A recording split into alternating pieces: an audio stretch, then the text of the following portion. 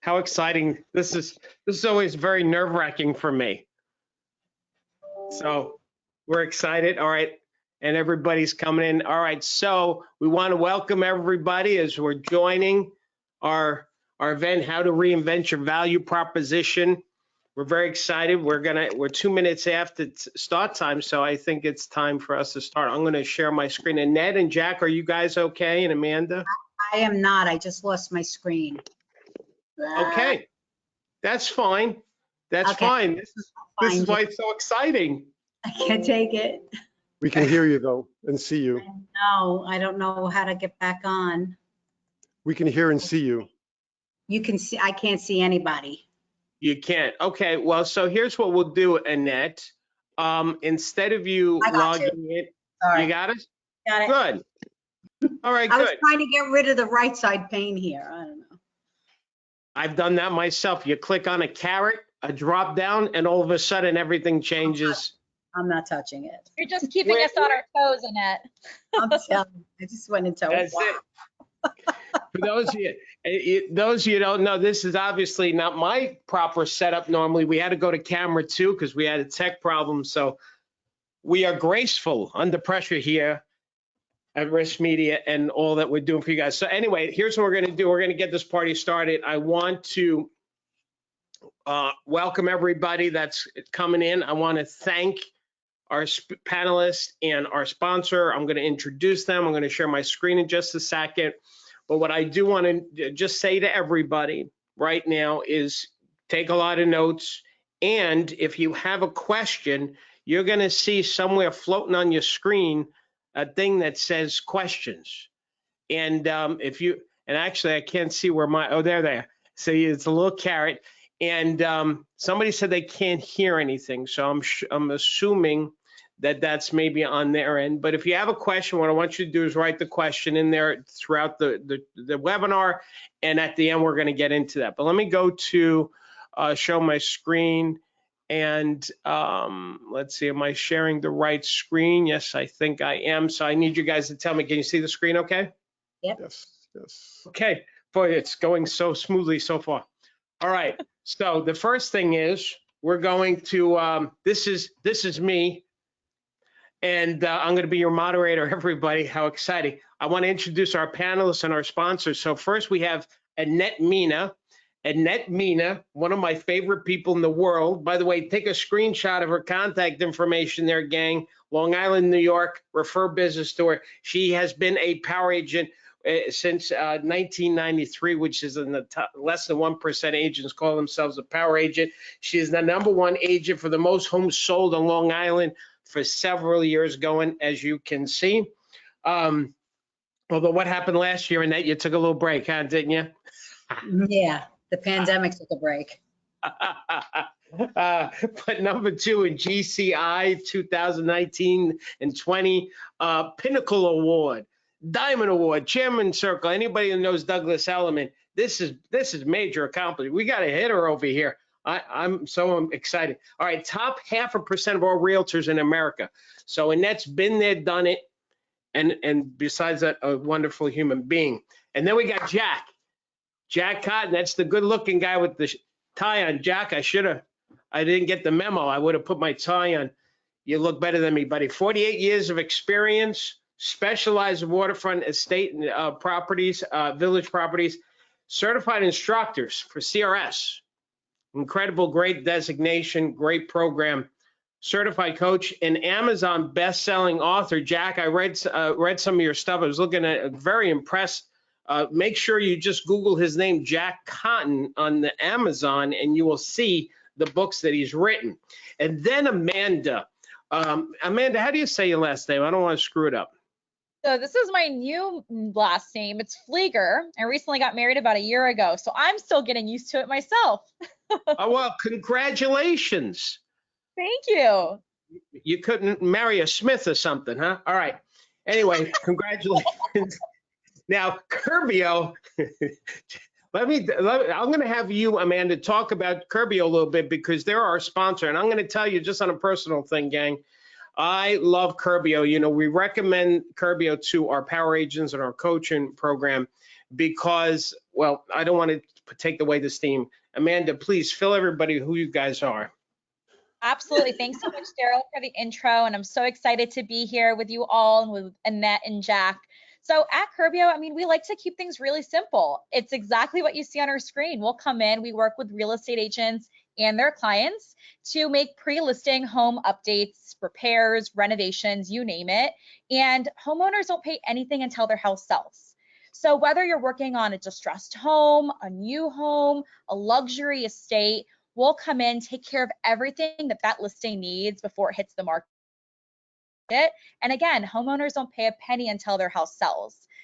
On the next slide, Daryl, this just kind of shows a little bit of our breadth of work that we can do. And the beauty with Curbio is there's no minimum and no maximum. So whether it's just a few cosmetic updates, painting, landscaping, decluttering, to those more full whole home renovations, our team is going to come in and take care of everything for you and your clients so you guys can do what you do best, and that's move real estate. And you guys know this is all part of your job. As you're walking through homes, you're pointing out things that need to be done. And sometimes you're tapping into your own network of contractors, but at the end of the day, the agent and the homeowners are stuck having to deal with the entire process, managing the contractors, making sure the work is being done.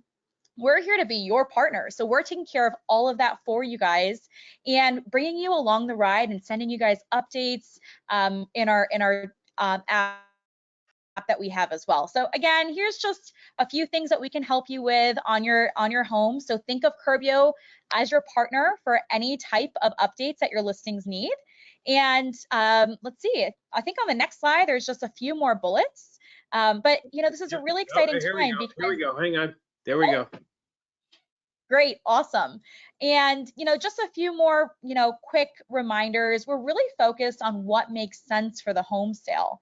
So we're not going to recommend everything that the house needs. We're really focused on what are the updates that are necessary to get the home sold fast and for top dollar. And finally, everything's included in our pricing. So whether it's the labor, the materials, the project management, we are the only turnkey solution in the market, helping you and your clients virtually with anything that a house needs to get market ready. So think of us for all of your needs. I think this is such a great topic because now is a time to be thinking of your value proposition. Now is a time to be educating your clients on the options and really be an expert in the marketplace today. So thanks for having me. I'm excited to join in on the conversation. Thank you, Amanda. Just one more plug for you guys, because a question we always get from our students is that is the repair, being that you guys are doing the repairs and they don't have to pay until closing the homeowner, is it more expensive than if they just hired somebody else on the side? So can you just address that question really quick? Absolutely. And a lot of agents and homeowners think that because we're deferring payment until closing, we're going to be super expensive. And that's simply not true. We're pretty competitive. We're a nationwide company and our pricing is standardized in each of the markets that we're in. So of course, Florida prices are not going to be the same as San Francisco prices. And we're competitive. We're not going to be the cheapest option. And I don't think you would want us to be. And we're certainly not going to be the highest option. We're going to be competitive. And again, our pricing includes everything from start to finish. We're the licensed and insured general contractor on every project. So that's exactly how we make our money, the same way any other general contractor would. Thank you, Amanda. Can't recommend you guys enough. Okay, so gang, a couple more pieces of homework and we get into this. This is being recorded and you're all going to get a link afterwards. So don't worry.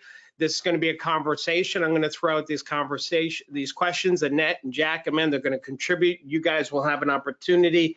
After we finish the questions, we're going to go to the audience. So you guys will have your questions answered. And one other piece of homework, if you guys have not signed up for the CEO leadership that RISMedia does every year, it is the place to go. The shakers and movers in DC are going to be there. I'm going to be there. You need to check this out. Please go. It is worth it. Okay, let's go to our question. First question, Annette and Jack, because I know they're ready. How has the pandemic changed your business? There's no right answers, right? So for you personally, how has it changed your business? Whoever wants to go first. Go ahead, Jack. Okay, sure thing. Well, I was thinking about this question. It was sort of amazing to me that the pandemic has really not changed my business all that much. we are in a second home, third home, fourth home market here up in Cape Cod, Massachusetts. And, you know, our people are not here. Our sellers aren't here for 10 months a year, and buyers are often not here. So we were already doing virtual showings. We were already doing video showings. We were already doing online presentations. We just did it more into a greater extent. We're doing it 100% of the time instead of 5 or 10% of the time, but we had all the infrastructure, the procedure, the equipment to do it. You know, things were kind of dead here in March. I think around March 19th when everything shut down. And I thought we were done for. I mean, I really thought we were done for because nothing happened until around the second week of June. Then it was as if somebody flipped a switch. And so it really didn't change all that much. I always wore a tie every day, even though I was working from home. And my haircut lady would come to my house and do my hair in the backyard outdoors. I was not going to let the pandemic change anything about the way I lived my life or did my business, and it did not. That's awesome, Jack. Annette. Same here. The pandemic didn't change too much. It slowed me down, you know, because I was coming from tremendous amount of transactions, which was good because I had a lot of money in the kitty, so to speak, when the pandemic hit. But when the pandemic hit, it was quiet, but then we had to, for the first time, do video showings. I was FaceTiming clients, going through their house, helping them declutter, doing, you know, listing via the computer and no physical touch.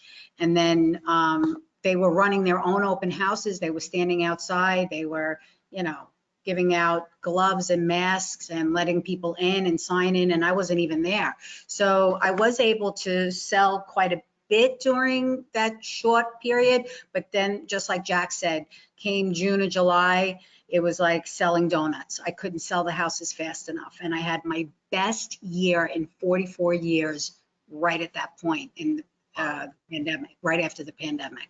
So the houses, I couldn't sell them fast enough. And that was the outpour of the New York City people trapped in apartments for so many months. And, you know, I think that was a big play of them, you know, just running out to the island and saying, I need a backyard. Everybody needed a backyard and wanted a swimming pool. They wanted their shelter in home, right? They wanted things that, yeah. Because they felt trapped, you know. So that brings me to that. How has it changed you personally? So we're going to get a little heady here, but you personally, I think, Jack, you touched on it a little bit, but, you know, how do you see your life now in the space of real estate since the pandemic? I think it got everyone, myself included, to focus more on what is important and reminded us of what is important. So just like Annette said, we were having an incredible year after the switch was flipped in June. And we sold tons of houses. But then August, I said, you know what? I'm out of here. We moved on to our boat. We went to Nantucket on our boat and lived there for a month and just took the month of August off. And because that's what was reconnecting, just having a good time, being out in the water, living on a boat for a month was phenomenal. And it was really what was important to us. I didn't really care about the business. I came back a couple times to do some showings, but it was really to refocus on what's important, because if you forget, you know, family, friends, and health and all that stuff, the rest of it, nothing else matters. Annette? Same. When the pandemic hit, I got hit in the head pretty much after being such a workaholic all those years. It settled me. I chose a health regime. I went, you know, I started eating right. I was connecting more with family. I was connecting more with my client base. I was making one-on-one phone calls to my entire sphere, just having frank, honest, open conversations on how they were doing. And it's just a new lease on life. Everyone, like my stress level went down, and I started to realize what is very important in life, similar to what Jack went on the boat. I too just spent a lot of time in my home life and with my family and reconnecting and kind of seeing that there's other things besides just real estate in the world. And I think it made me a better human, you know, better communicator. And my clients actually gravitated towards me even more so with this kind of toned down, kind of accepting of what was going on in the world. Awesome. Thank you for that, sharing it. Amanda, for you, how did the pandemic change you personally? I echo the same sentiment as Jack and Annette. I think, before the pandemic, I felt like we were go, go, go, go, go. And the pandemic really forced us all to slow down a bit. And I think when we all did that, we started realizing, what's the most important thing in life. And that's, building those authentic and just, spending time with your loved ones. And I think that is like the biggest part is taking the time to slow down and really appreciate the little things in life. I think it kind of forced everyone to, not take so much for granted, the little things in life that brought us joy. As I go on to the next question, do they have, by the way, Chris, does the audience have chat ability as well, or just the questions? Do they have that, Kristen, do they have the chat option? My RISMedia folks, are you there? I believe that's just the questions. Okay, all right, okay. Because I wanted to ask people to write something in the chat if they did. Okay, but so we'll go on. Let's go on to the next question. Thank you for that share, everybody. That's powerful stuff. Now, for our sales people here, Annette and Jack, you're both very successful. What do you think is bringing people back to you that has you keep attracting and repeat business and referrals? My business is pretty much 100% repeat and referral. And, I've been doing this for 48 years. I started my real estate business in my dorm room in college back in 1974. This is all I've ever done. And as you know, all of us who have been in the business, every day, every minute, every hour, there's a question, there's a controversy, there's a fork in the road. Do I do this or do I do that? Ethical questions nonstop in this business. So some time ago, I discovered a question that answers all the questions. And while other people in my market are better marketers, better negotiators, better listers, better everything than me, they're not better at me than answering this one simple question, which is, what is in the best interest of the client? So I ask myself that countless times throughout the day. I drive my business by living the answer to that question. And that is what keeps people coming back, because they know they get the straight story from me. They know that they're not going to be steered wrong. They know I put their interests first, always. What is in the best interest of the client? Great. Annette? I too, 44 years in the business. You're only as good as your last deal. That's my mantra, right? So making sure that every deal I touch is always giving 100% of me to them. And I create trust and safety amongst my clients. And my clients do not even read my contract, ever, never. Not even, they just say, give me the pen. And it's been like that for about, I had to hit, in the beginning it was tough, but now I'm at a point now where that's just what it is. It's just all trust and safety. And I think I'm very relatable, and I touch on their personal lives. And there is a love that is shared between, and I sell with love. That's my motto, home sold with love. And I just truly love every one of my clients, and they feel it when I go into the house or when I'm with their children or when I'm out with them, and they trust everything I say. And the more someone can feel, that you're not like a typical salesperson that's, in it for the money, they can look in my eyes and know that this woman really cares about me, and she's going to get me to the finish line, and it's not going to hurt. And even if I'm scared, she's going to hold on to me. You both said it so well. I think across the board, and Amanda, I'm sure you'd agree with this, that trust is essential for any successful business, salesperson or otherwise, that people want to work with people that they can trust their integrity and their word, right? And, I just posted something, I don't want to date this recording, but we just heard about Open Door getting fined because they made promises that they didn't keep. And so I posted something about that. Unfortunately, homeowners, some of them look at us as salespeople, but really, when you hire a licensed real estate professional, we have a fiduciary responsibility, a legal to represent the homeowner in their best interest, which was not the case with a company like that. But anyway, okay, let's go on to the next question. Is what are your two biggest priorities that you guys do in a day or a week, whatever? Want me to go? Jack? Sure, whatever, jump in. Okay, It's a I'll go. conversation. I'll go.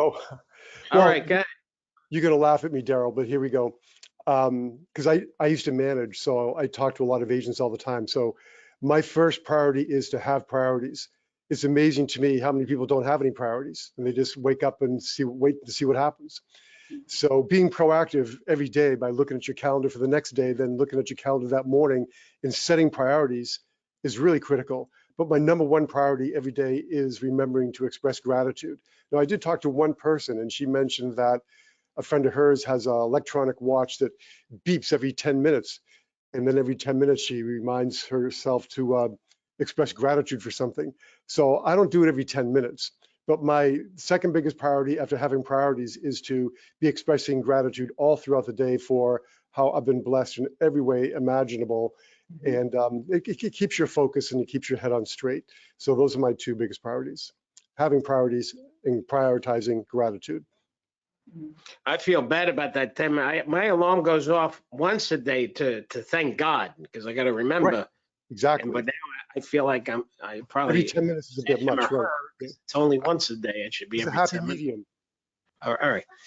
I want to jump to Amanda and then to Annette. So Amanda, what's your priorities each day or week? Well, personally, I am in the same boat as Jack. I set my intentions for the day, for the upcoming week. I create my daily to-do list because I find that keeps me focused on my top priorities. Sometimes you have to reshuffle things around if you have competing priorities. So setting your intentions for the day and creating those daily reminders, to-dos, 100%. And then also just checking in with people, whether it's my colleagues, whether it's my family that I no longer see every day because I'm now a married woman with my own family. And so it's, you know, checking in, and even if it's something simple like, hey, how are you doing today? You know, I'm thinking about you. If you know something is coming up in someone else's life, just check in. And I think, you know, those are really something that I prioritize in my life, especially now after the pandemic. Awesome. Very good. Annette? I too, I'm very grateful. I actually do a gratitude list every day, and I love that. every single day. And it's usually 1 to 10 things, but it's every single day I do that, and it keeps me in check. But staying in constant contact with my clients is probably one of the biggest priorities, and watching and of course looking at my calendar the minute I wake up, having a conversation with my assistant, transaction coordinator, making sure everyone is serviced, because I'm here to serve, right? So those are my big priorities every day: is who needs to be served today, in what manner, what time do they have to be served, so that I can bring my best self to them and get their needs met. Which, by the way, that reminds me to just highlight something in that because we started with the production too. You don't have a team, right? This is you do what Yes, you do. I do crazy business by myself, and you and just have an assistant. I haven't, well, she's my assistant, my / transaction coordinator, my / marketer. I mean, she's amazing. She keeps the back office and me running like a well-oiled machine. But I think most of it is all based on time management. It's everybody I know exactly what I'm doing at 9 a.m., 10 o'clock, 11, 12, you know, all throughout my day. And I'm able, they tease me at work because they think I'm triplets, because they don't understand how one person can do all this business. But it's just years and years of practice, just years of practice of micromanaging it all and just trying to get it all pushed into, you know, one day. What is my priority in the day? How do I do it? Who needs to be served? And then I'm on to the next day. When did you get, and I'm going to jump to you, Jack, so I'm going off our pre-planned question here a little bit. When did you bring on this magical assistant that you have? What year? I've always had an assistant, probably dating back as much as maybe 20 years. I've probably always had somebody. I don't want to waste my time loading, listing, uploading photos, hanging name writers. I'm not that person. I want to be in the face of my clients, sellers and buyers at all times, and on the phone with attorneys if I need to create that deal to go. This new assistant, I've had her now for, I think it's going on 4 years, and she's got a degree in marketing. She's my magic potion, because she can do it all, admin my stuff, do my listings, transaction coordinate, call the attorneys and stuff. So that keeps me the flexibility of staying in front of my clients all day long. Well, hopefully she won't watch this now, otherwise she's going to ask for a raise. She's watching it. She does well. She's good. I want to ask you, Jack, about your team behind you, but before I do, one more question for Annette on this, and also to you, Jack. But if somebody were to ask you, when do you know is the right time to hire that first person, that team member, that assistant? Like kind of when it happened to me, when I had 3 kids in a minivan and I couldn't drive them all to the same place at the same time and show a house, when I felt like I was going to have a nervous breakdown.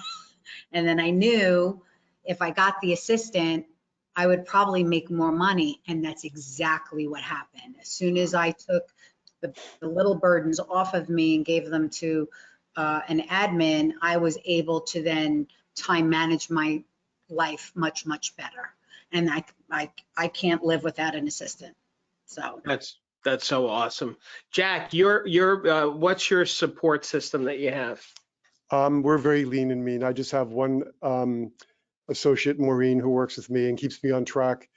And in terms of when you start to look for help, I think that there's a maxim that says that if you don't have an assistant, you are one. So when that's no longer okay, that's when it's good to get one. Great answer. Great answer. Okay, let's go back to our questions. I think that was good. By the way, my audience, do me a favor right now, write in a question that you have, because we're going to be coming to the question part in just a second. It doesn't have to be specific to what we've been talking about. It's whatever is important to you. You've got some great hitters right here in front of you. Use and abuse them with your questions. So think about that one thing. If you could resolve this struggle, this thing that's giving you angst, what is it? Write it in the thing. How has your use of technology changed over the past couple of years? And even Amanda, you as well. Go ahead, Jack. It's intensified. I mean, like I said, being in a second, third home market, we were using technology to a great degree anyway. We just started using it 95% of the time instead of 10% of the time. So now we're sort of backing off a little bit. Obviously, showings are in person again. And so technology, to me, I use high tech in order to be high touch. So maybe because I'm old, but I still like handwritten notes. I still like personal contact. I still like talking to people on the phone. And I detest texting, but I have to do it. And emailing is second only to texting, but I do it because you have to do it.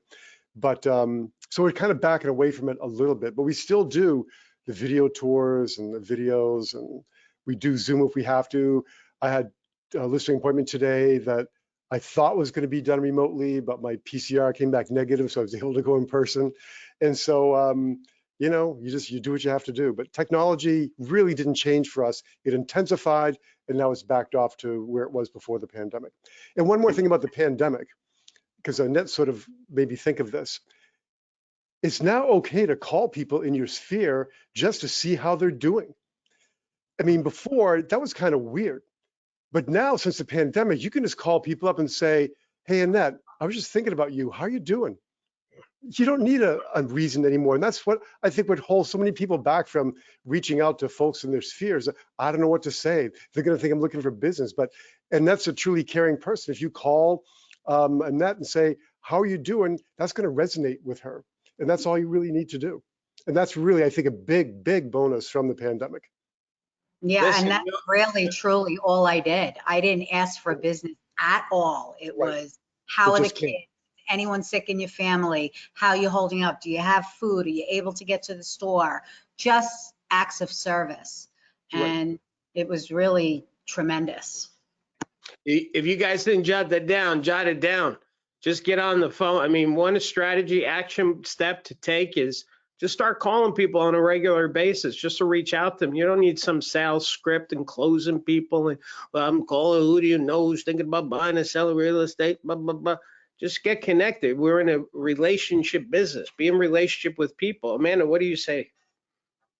Yeah, I mean, I love, Annette, what you're doing. You're creating a safe space for your sphere to have those open and honest conversations. I think, in my role, I speak with agents every single day, and I think, the technology space is so saturated. It almost feels like there's a new tool coming at you, agents, every single day. And so I think when it comes to technology, and especially I can speak for Curbio, and we use tech to power a lot of our transactions, and is to really focus on ease of use. How is it seamlessly integrate into your everyday workflow as a real estate agent? If it's too complicated, if it requires, additional steps to your workload, that's, gonna definitely be a turnoff in terms of technology. And I think, technology has changed because we're looking for ways that we can automate things that we're doing and automate tedious tasks. So that's what I'm seeing. I think making sure that the technology that you use is easy to use and just seamlessly integrates into what you're doing every day.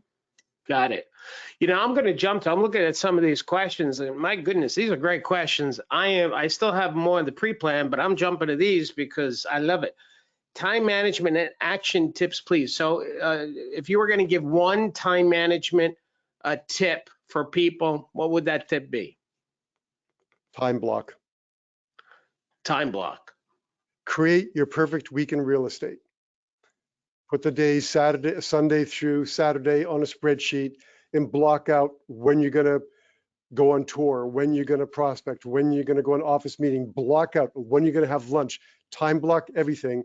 And then you can fit in everything else where it fits in. I can tell you that in my career, I've never hit my perfect week in real estate. But if I hit 50% of it or 80% of it, I'm still light years ahead of where I would be if I wasn't planning my perfect week in real estate. So time blocking to me is the #1 time management tool. I do Awesome. something very similar to Jack. I kind of look at my time in a pie chart and allocate certain percentages of your day, your week, into the different activities that you have set up in line for your week. I want to allocate 10% to marketing. I have personal appointments. I have listings, showing. So, kind of allocate your time on a pie chart, basically blocking time. Awesome. Annette, what about you? I just put everything in my calendar. If I have to, have coffee with my daughter for half an hour, it goes in the calendar. Everybody goes in the calendar. And whatever time is left available for everyone else, that's where it slips into. And it's such a fireproof time management is just using that calendar on your phone. It's that simple. Putting every single thing, what I'm going to do in each day, what is reminded. I have reminders that go to my phone. So all of that feels into my phone. So I know in the morning when I wake up, I know exactly what my day looks like. I know who I have to speak to, where I have to be, right up until I go to bed at night. So, and there is, now in my life, there's personal time for me, which I would never, ever, never before. It was always about how many deals and how many transactions. And today I've got grandchildren now. I've got, Right. I have a new boyfriend. I got a lot of good things going on. Oh, that's news for me over here. I'm glad to hear it now. All right. I have kids getting married. I have kids getting married. So, just putting all that in now is so much, it's just grace and ease comes to mind. Hmm. Just a lot of grace and ease now. And just to highlight what everybody's saying, same thing for me. I use a Google Calendar, which makes it so easy to share to everybody. So the people in my personal life, my business, it's all there. So that way, everybody in my inner circle, they know where I am, including, my wife. When we have other things to schedule between this, that, and the other thing, we looked at a calendar. So that's what we got. All right, good.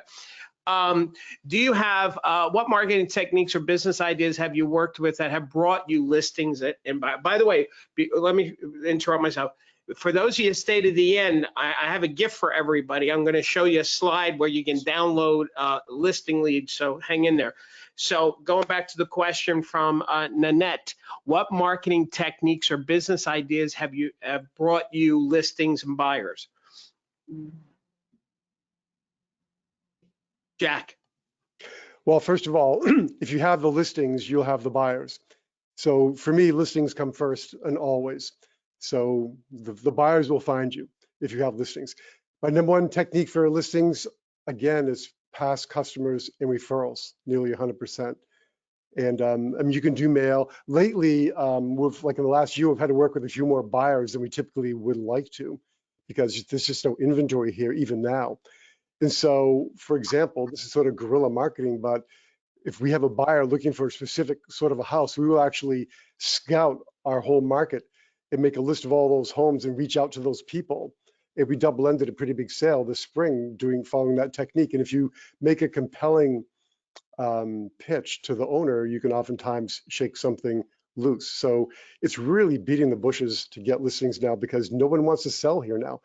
Everybody came here after the pandemic. I mean, this is a resort area. All the summer rentals were gone the whole winter. You couldn't get near the supermarket in January. Nobody left. And so it's hard nobody wants to leave. And the ones who are here have 3% mortgages. They don't want to sell. So it's hard to find listings right now. So we're having to really beat the bushes for that reason. Okay. Annette? I get most of my listings from referrals. They're all referrals. I do, and you know what I do anniversary cards every single day. I have a stack and they're handwritten every day. For the last 40 years, I've been sending these cards out. So I get a lot of listing leads from that. And that's just something I've cultivated for 25 years or whatever. And I do personal promotion in the local paper. And even during the pandemic, even when brokers weren't making a dime and there was no houses in inventory, I was still putting myself out there as a top agent, who was actively selling real estate in a great hot market. And this year, I would say I got a lot from my branding. The branding took time. So if anyone's listening, if you want to start branding yourself, do it, but it doesn't come right away. It's something that you have to continuously do. And then ultimately you become a household name, and then they call you all the time. So I get a lot from my ads, a lot. Just to put a visual to what Annette just said, which was really powerful, and that was great contribution to people. I know, Annette, that think of real estate and marketing like farming.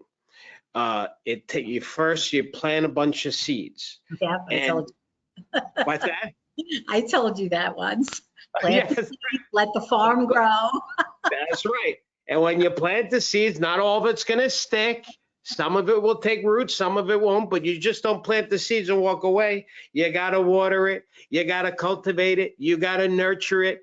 The universe has got to do its part. A little sun over here, a little rain there. But eventually it produces what we see in front of us with Annette and Jack. Okay, very good. All right. How'd I do, Annette? Did I do that okay? Did it great, honey. All right, good. Thank you. What occurs in... Daryl, just want to piggyback on that. I think Annette and I are in very similar markets where the prices are on the high side. So I like farmers. I like the idea of farming. I would really love to have a tractor and even a barn to keep it in. But there's just something about the smell of manure on a 90-degree day. So we actually do gardening instead of farming. And because gardening is like, could you pull those weeds over there, and could you make sure that gets watered over there? And then, you know, we want to be more like the gardener than a farmer, but that's just because of the price point. I appreciate that, and I now have a visual of horse manure. That's a little disturbing. But thank you for that, Jack. Thank you very much. Okay, I think we covered this question over here. How has working with buyers changed since the pandemic? Are you doing anything, or are we going back to what it used to be like before the pandemic? The buyers have gotten smarter. So we had the crazy buyers right after the pandemic. They would buy anything, go into bidding wars, fight, 20 offers to get to the top. And now we have a big simmer in the market where the buyers are starting to feel more back in power. If the house is priced right, they're still bidding, but we're not seeing 20 to 25 bids anymore on a property. I'm seeing 2 to 3, seeing a lot of price breaks now. So I'm seeing a big change in the market. So the buyers are back to having power, and they're also scared over the higher interest rates. So some of them have actually pulled away and said, you know what? Interest rates went up. I'm going to simmer back. Everyone's telling me it's not a good time to buy. So they're not seeing the shift in the market, so they can grab this new market and probably get some good deals now. All those buyers that lost all those bids, those are your great buyers now. But it has changed significantly since the pandemic. For me, it has. You seeing the same thing, Jack? It's very similar. Our market really hasn't shifted all that much because our inventory is still very tight. But all I will tell you is that buyers want perfection, and they will pay for perfection. It is not even a question of having the money. So, I mean, right now here, windows are 30 weeks out. If you want a Viking range, they won't even take a deposit on a Viking range because the wait is so long. It's like 3 years. So if a house needs work, it's not we can't afford to do the work. We don't want to do the work. We don't want to wait. But if the house is perfect, they'll jump in, and we'll have competing offers on a house that's perfection. But another house that needs work or updating, it's going to languish on the market now. And the buyers are like, even if I can get it for enough money to pay for all the renovations and then some, I don't really want to do it. It's just too much of a pain here now. Jack, I feel like that was like a perfect leeway for what we do here. And that's what we're seeing, is that buyer preferences are shifting. A lot of our, improvements that we were working on were on the smaller side because buyers were buying houses sight unseen. And so we're seeing that shift. And now we're seeing those more larger improvements. And that's because buyers are looking for move-in ready. They don't want that high maintenance home. They don't want to have to do those updates and deal with that at all. So we're definitely seeing that. We're starting to see that the buyers are having, they have more of that power now, more skin in the game, where they can be more picky on the things that they want in their home they're purchasing. And you may have more scale because of your geographic reach to get materials more quickly than maybe a local contractor can. I don't know. That's what we're seeing nationally, right? That there's some markets like Jack where it's still inventory is still kind of tight. Then we have Annette, Long Island, New York, where inventory is starting to come back. Buyers are pulling back a little bit. So now it's become more of an even market. I'm going to show something here. Let me jump. I'm going to give everybody that bonus now in case people need to leave or at some point. And then, but we're going to continue with these questions because more questions. Do me a favor, everybody, write your questions. I said there's some more we're going to ask, but I know some of you have been holding back, so write some more. I got this gift for you guys. It's this e-guide on the 12 best ways to generate listings. Jack made me think of it. So if you take your phone and put it up on that screen there, it will bring you to this page, and then you just type in 12 best, all one word, 12 best, just the way it is. And then we'll email that to you right away, so you'll have that. So, okay, so while let's go back to the questions that I have here. Do you have a list of questions? Annette, about the assistant, do you have a list of questions or requirements to ask an assistant candidate? Do you have any suggestions if somebody's creating a list? I have a contract. You have a contract? I do. Wow.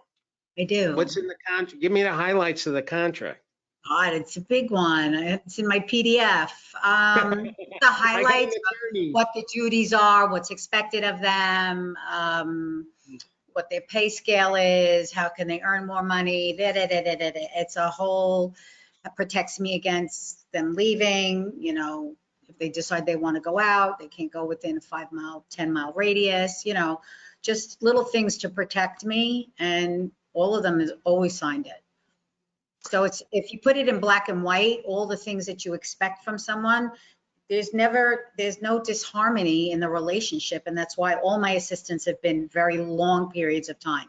All of the previous assistants only left because they got, you know, big gigs with big paying benefits and all that other stuff. But that's the only reason they left. Or I let them go because of they weren't doing a good job. But they stayed. How many assistants? So it's 20 some of you. How many have you gone through? Maybe five. Five? Well, that's actually very good. I would expect it more because it's, everybody would tell you it's hard to find good people. It's how you treat them. It's how you treat them. I respect mine. I love mine. I care about them. I'm not demanding. I don't act like a boss. They're your partner. You know, your assistant has to be your partner in crime. It has to be someone that you can rely on, and I can rely on mine through thick and thin. In a bad day, a real horrible day, or a really great day, and I could feel when my assistant's off and she needs lifting up. It's a beautiful dance between two people that work. But you have to work it. You can't, you know, be belligerent and say, this is everything you're supposed to do, and then have resentment because you have to pay them. It never can be that. You always have to be happy to pay them, because if you're happy to pay them, the money will come in. You know, you can't be resistant about paying an assistant. You have to go in it with your whole heart. Jack, you're smiling there. Either your phone just vibrated and you won lottery, or you have a thought to add to this. No, what was the question? No, anyway. Got a deal. I can't even. Something It's been dozens for me, but that's okay. You know, let me ask you, go back to something about this market shifting, especially in that, because you're feeling it. Do you think that this is a bad thing or a good thing, what's happening right now? It's a hard thing. It's going to flush out. It's a hard thing. I think all the realtors that were just getting into the business right after the pandemic, anybody could sell houses. Anybody could. You just needed a body, and that's all you needed. I think this shift in the market, the cream of the crop is going to rise, and you either have to know your stuff and have your confidence and be that trusting servant, or you're not going to make it, you know. And I see a lot of them struggling now in a shift of a market. So like I said, the cream always rises to the top. Jack, what would you say? Because you do, you know, you do coaching and train. What would you say about this market shifting? Well, yeah, right now, I'm happy to, it's kind of slow now in the summertime because you get to enjoy summer a little bit. But, you know, again, 48 years in the business, I would say maybe 7 of them were easy. And when I say easy, I mean like 20 and 21, we did a lot of business, but it really wasn't easy. So it's always been hard work. And so when people come in to this, well, first of all, there's 2 ways to come into real estate.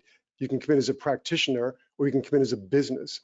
So I began as a practitioner, and I became a business, and a business is the way to be. So if you want to be successful as the market shifts, you need to move from being a practitioner, from having a practice, to having a business, and have goals, have procedures, have plans, have standards, have processes, so that you are now predictable and duplicatable. Then you can withstand this. But I've been through so many downturns. When I started, rates were 21%, for goodness sakes. So it's like, it's always something. It's always something. It's never like perfect, except maybe 7 of the past 48 years. So I'm kind of used to it. And people come and go. Real estate brokers, I hate, this is going to sound mean, but it's kind of like weeds. You know, they crop up and then they go away, and they crop up and they go away. But there's always a core of people who are doing the business. And, you know, Pareto had the 80-20 rule. I think in real estate, it's become the 93-7 rule. 7%, 93% of the business. Yep, very true. which now, go, Just go, just go to ahead. add, Yes, please. yeah, I mean, I was at a presentation a few weeks back, and the broker said something that really stuck with me, especially in this market as we're seeing things shift, is at the end of the day, you control the narrative. And it's important as a leader, you know, as a trusted advisor, you know, they say a great leader maintains certainty even in the most uncertain of times. And so Yes. I think making sure that you are controlling the narrative, you're bringing in options and tools and resources to your clients and making them feel really solid, I think that's, you know, really important too.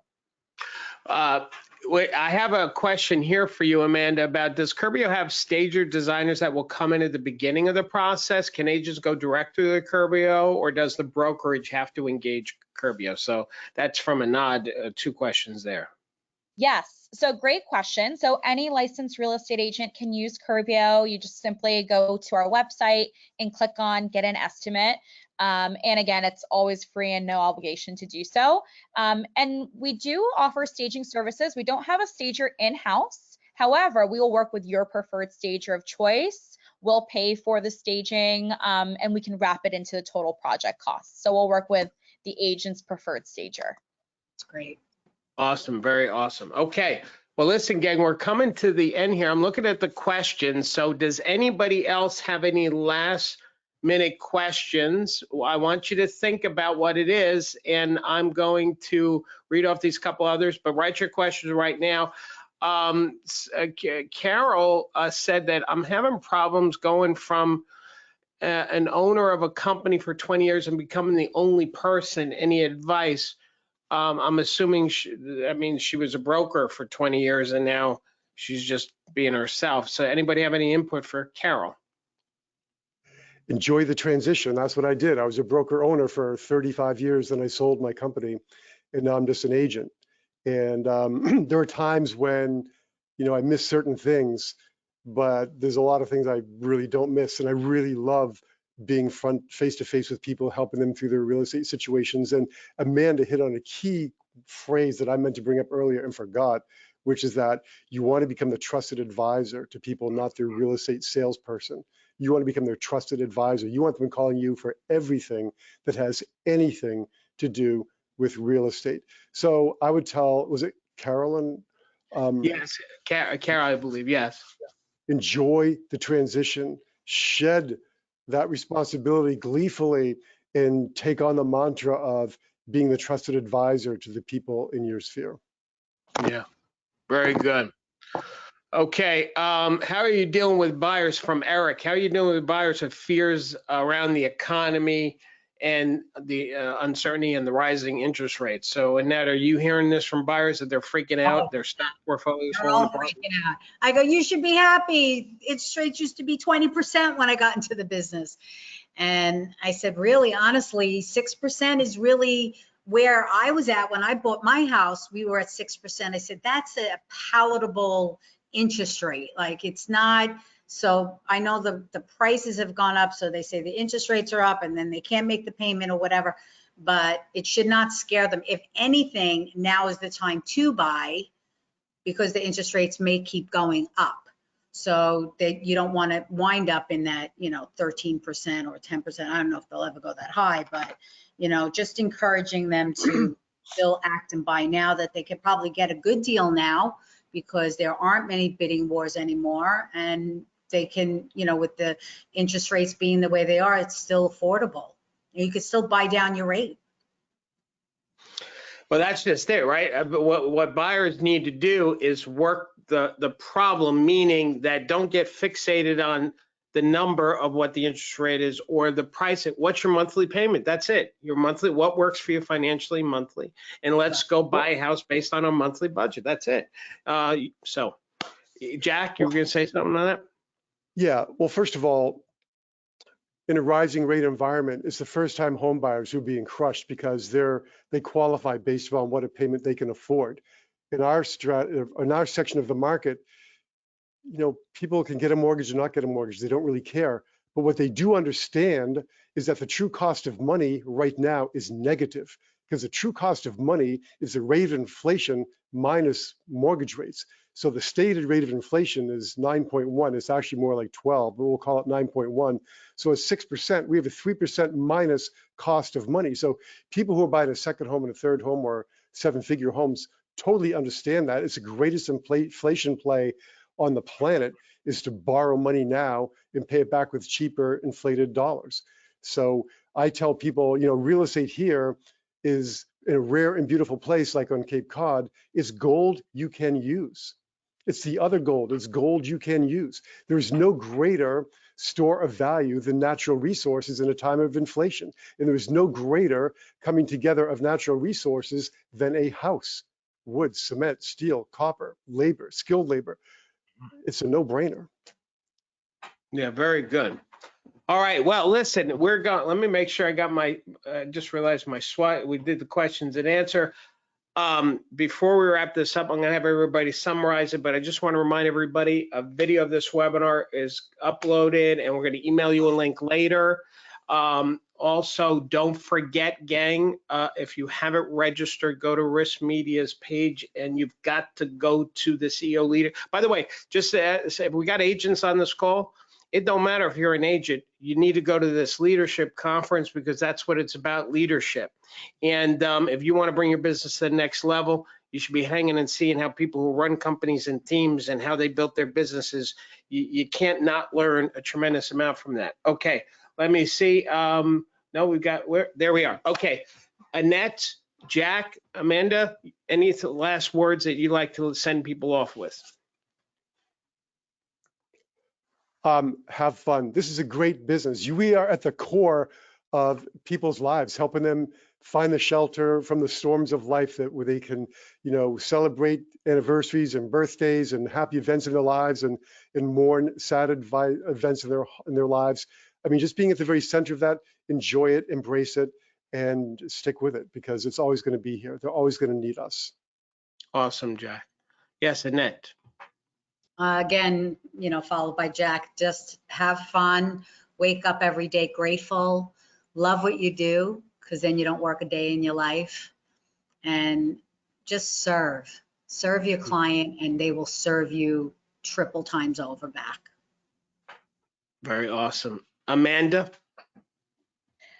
I am just loving what Annette and Jack are leaving you guys with. Listen to what your clients need, want, and serve. Exactly what Annette said. I think having, you know, the resources in place to really offer any support that your clients need at any given time, I think is so key. So it's been such a pleasure to be on the webinar with you all today. And thank you so much to you, Amanda and Curbio, for sponsoring this, and also RISMedia. You know, there's a lot of work and time and energy, and Jack and Annette too. They're valuable, their time. So everybody that has carved out the time to contribute, to give back to the industry, give back to you, is just a wonderful thing. And for those of you that aren't connected close with RISMedia, you need to know this company because they're committed to one thing, and that's helping agents and brokers get to the next level. You need to connect with them more and more. Last thing I'll say is, we don't just help people buy and sell real estate. What we do is we help people get to the next level in life. And the money that we make is just the gauge as to how many lives we've touched. You are essential to people's lives. You make a difference, and you chose real estate as the tool to make a difference in the world. So go out there and help people get to their next level. Stay safe, stay focused, and of course, don't forget to keep smiling. Bye, everybody. Thank you to panelists, everybody. Thank you.